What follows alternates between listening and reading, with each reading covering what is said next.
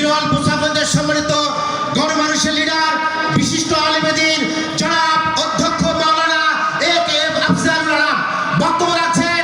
জনাব অধ্যক্ষ মাওলানা এ.কে.এম. আফজালুল আলম।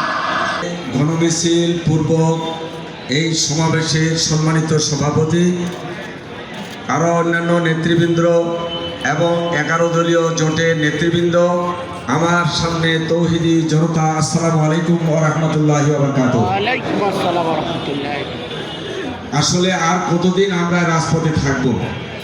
কত রক্ত দিব?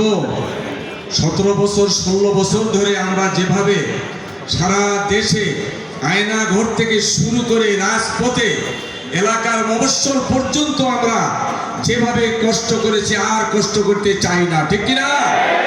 আমরা চাই যদি জুলাই সনদ বাস্তবায়ন না হয় তাহলে আমরা রাজপথ থেকে আর ঘরে ফিরব না। আমি আপনাদেরকে উদ্যত আহ্বান জানাই, স্বরাষ্ট্রমন্ত্রী কিভাবে বলতে পারে আমরা শুধু নির্বাচনের জন্য এই সনদকে মেনে নিয়েছিলাম? নিজের কথা নিজেই বলে মুনাফিকি আচরণ তারা পরিচয় দিল। আসুন আমরা এটা খেলার পুতুল মনে করি না।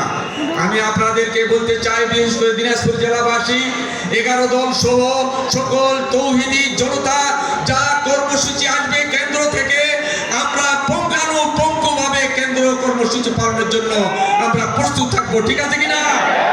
আসুন আমি বেশি কথা না বাড়িয়ে আমাদের আজকের বিক্ষোভ সমাবেশ থেকে জানিয়ে দিতে চাই, যারা আমাদের মিডিয়া সাংবাদিক ভাইরা আছেন, আমাদের সংবাদটুকু সঠিকভাবে পৌঁছানোর জন্য বিনীত অনুরোধ করে আমি শেষ করছি। আসসালামু আলাইকুম ওয়া রাহমাতুল্লাহি ওয়া বারাকাতুহু।